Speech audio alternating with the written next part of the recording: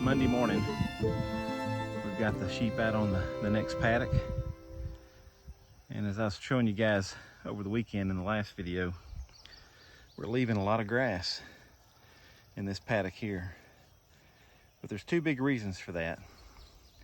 One is parasite load. Parasites are inside their system all the time, and it's manageable to a point. If they get too many parasites, it can really bring them down, make them anemic, and all kinds of other problems can cascade from that. And left long enough, they can die.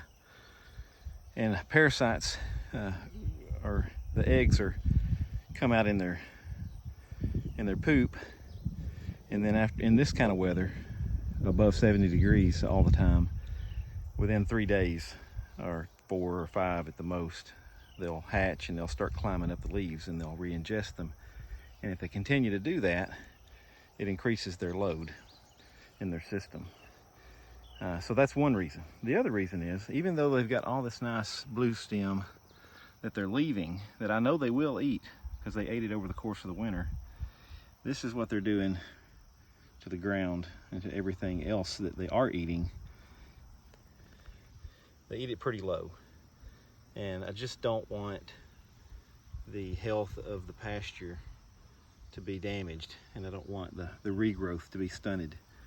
So that's pretty low. That's actually lower than I would prefer, but I was trying to get them to eat more of this stuff and more of the ironweed, which they did. Actually yesterday they really started getting into some of that ironweed, and a little bit of this blue stem, but there's just so much of this blue stem, they didn't make a dent in it. But we'll save this, and this will come back. These other grasses, the fescue and timothy and orchard grass and other things, will come back now that we're going to rest it for about a month. And this blue stem will continue to grow. I'll probably clip this a little bit with the tractor and with a bush hog and get these tall, the red fescue knocked down and the ironweed knocked down, so the regular grasses won't have to compete as much to come on back up. And here's what they do to that ironweed, in case y'all didn't believe me. See how they strip just nearly every leaf. There's a few down here at the bottom, completely off that stalk. And if they were left in here long enough, they would eat every leaf off of that, and it would kill the plant. Here's another one where they stripped off everything but the top. So they do eat the ironweed, but they're just like people. We eat what we like, and if it's ice cream sitting in front of us, we're probably going to eat the ice cream and leave the English peas alone.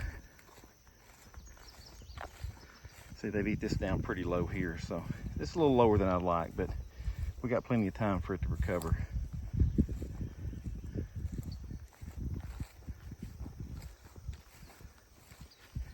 And there's Dixie right there. Dixie is one of the next ones I'm expecting to lamb. She missed it in the last go around. She was in my first bunch that we picked up last November. And all of them lambed but her and Courage. And we don't know why, because they were the two healthiest looking of the bunch. But she looks pretty plump right now, and she's starting to show some milk bag. She's the one with the nap on her back. So we're looking maybe sometime this month yet. Well, we're almost at the end of this month. Sometime in the next 2 or 3 weeks.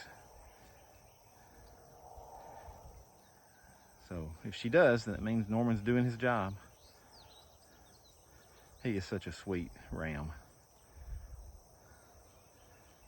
Rams are notorious for being cantankerous, and if you turn your back on them, they'll butt you into next week. He has never shown the first inkling of aggressiveness toward me and Mama. Not to say that we completely trust him, but he's just been a sweetie. They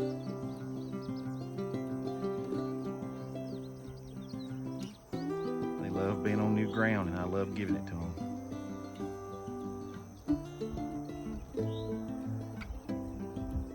Y'all have a good day, sheep.